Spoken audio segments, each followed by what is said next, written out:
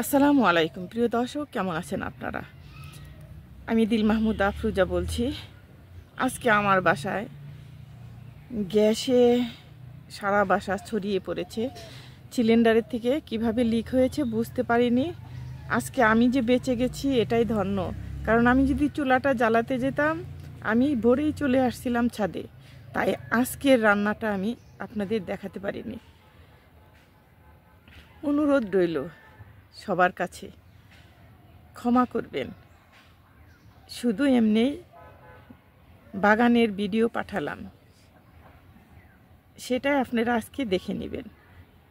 ভালো থাকবেন, সবাই সুস্থ থাকবেন, নিরাপদে থাকবেন। আসসালামু আলাইকুম। প্রত্যেকটা টবই আমি এভাবে আগুন জ্বালিয়ে নাইফটা গরম করে এভাবে আমি ছিদ্রি করে নিয়েছি। এখন আমি সবগুলোই করেছি, মাত্র দুটো দেখালাম। গোবরের প্রসেস করে ফেলেছি, মাটি দিয়ে গোবর দিয়ে মিক্সড করেছি, সেটা এখন ঢেলে দিব। ঢেলে দিয়ে গাছ লাগাবো, সেটা আপনাদের দেখাবো কি করে কিভাবে গাছ লাগাই। দেখতে থাকুন, সঙ্গে থাকুন। আমি ছিদ্রিটা যে করেছি সেটা একটু ইট অথবা পাথর যে কোনো কিছু দিয়েই এটা এক সাইড একটু বন্ধ করে দিতে হবে, কিন্তু আমি এটা একভাবে একটু বাজিয়ে রেখেছি। এইভাবে একটু বাঁকা করে দিব, বাঁকা করে দিয়ে মাটি দিয়ে দিব, তাহলে পানিটা ঝরে যাবে, গাছটা মরবে না। আমি এই প্রসেসেই সবগুলো করে নিয়েছি। এটাও সেটাই, এই যে এটাও ওইভাবেই করে নিয়েছি। আপনারা যদি না জানেন তাহলে এভাবে করে নেবেন। আর অটোমেটিক যদি ছিদ্রি থাকে তাহলে সেটার মধ্যে একটু ইটের কণা, একটু বড় সাইজের যে কোনো কিছু আপনি দিয়ে একটু ফাঁক রেখে দিবেন, তাহলে বুঝতে পারবেন যে হ্যাঁ গাছটা সুন্দর হবে, পানিটা ঝরে যাবে, পানিটা গাছের গোড়ায় লেগে থাকবে না। যেটুক নেওয়া নিবেই তো গাছে। দেখতে থাকুন। মাটিটা আমি এভাবেই প্রসেস করে নিয়েছি। একটু ভেজা, খুব যে ভেজা সেটাও না, একটু ভেজা হলেই হবে, তাহলেই সুন্দর হবে প্রসেসটা। আমি বস্তায় করে মাটিগুলো নিচের থেকে প্রসেস করে তারপরে নিয়ে আসছি, উপরে নিয়ে আসছি। এটা আমার কাজের মেয়ে এনে দিয়েছে। আরেকটা গোলাপ গাছ আমি লাগালাম বেশ কিছুদিন আগে। আমি এটা কাঠির মতো গেড়ে দিয়েছিলাম, তখন দেখি যে কুশিটা হয়ে গেছে, বেশ ভালো কুশি হয়েছে, কিন্তু ওই জায়গায় তো আর রাখা যাচ্ছে না। এভাবে আমি গাছটা লাগিয়ে দিলাম। দেখা যাচ্ছে যে অনেক কুশি দিয়েছে, দেখুন ছোট ছোট অনেক। এগুলোতে কলি এসে যাবে। গোবর মিক্সড করে দিয়েছি, যে সারটা দিলাম এটা গাছের কাজে লাগবে যদি বেঁচে থাকে আর কি।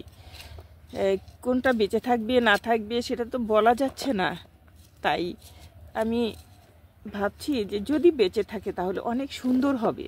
কারণ গোবর এগুলো একদম ভেজা গোবর নয়, এভাবে প্রসেস করে দেওয়া হয়েছে, একটু একটু একটু ভেজা, একটু শুকনো, তারপর মাটিটাও ওইভাবে প্রসেস করা হয়েছে।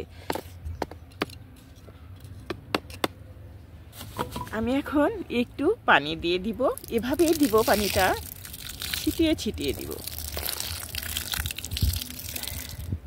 হালকা একটু পানি দিয়ে দিলাম যাতে আমার গাছটা সুন্দর হয়।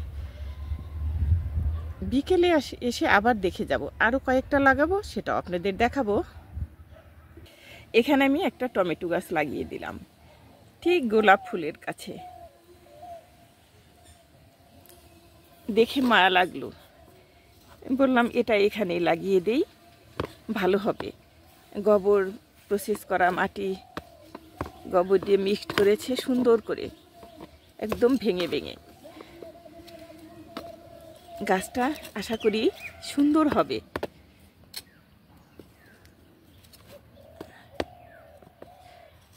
আমি হালকা করে একটু পানি দিয়ে যাব।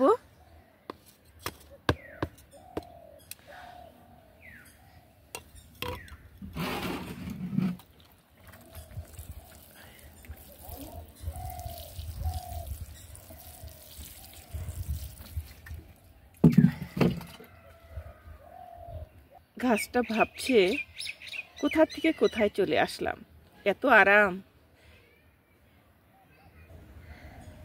আসসালামু আলাইকুম, আমি দিল মাহমুদ আফরোজা। কেমন আছেন সবাই? দেখুন, পুরনো গাছটা রেখেছিলাম, কত সুন্দর ফুল চলে আসছে। ক্যামেরাটা অন করেই চোখে পড়ে যায় ফুলের দিকে। যেদিকে ফুল আছে সেদিকেই চোখটা আগে যায়। শুধু আমার নয়, সবারই একই কথা।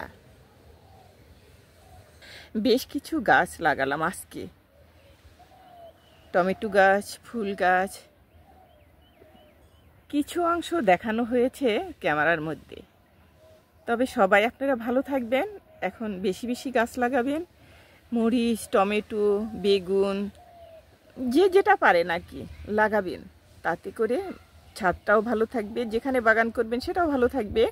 তারপরে দেখতেও ভালো লাগবে, আপনার পরিচর্যা করতে উৎসাহিত হবেন যে আমি নিজে গাছ লাগিয়েছি, আমার গাছটার যত্ন করতে হবে। এটা কিন্তু সত্যি কথা। নিজে যেটা করে, ফার্নিচার বলেন, গয়না বলেন, শাড়ি বলেন, যেটাই করেন, জুতো কিনেন, সেটার যত্ন আলাদা থাকবে। আর যদি কেউ কিছু কিনে দেয় তাহলে ওটার যত্ন কখনোই থাকে না। আমি সেই ভোরবেলায় এসেছি, এখন জানি না ভিডিওতে কি পাঠাবো, কিভাবে আমি যে রান্নাটা করব সেটা ভেবেই পাচ্ছি না। চলুন এখন যাব রান্না করতে। কি রান্না করি সেটা আপনাদের দেখাবো। আজকের রান্নাটা যখন করি তখনই দেখবেন একটু পানি দিয়ে যাই গাছে।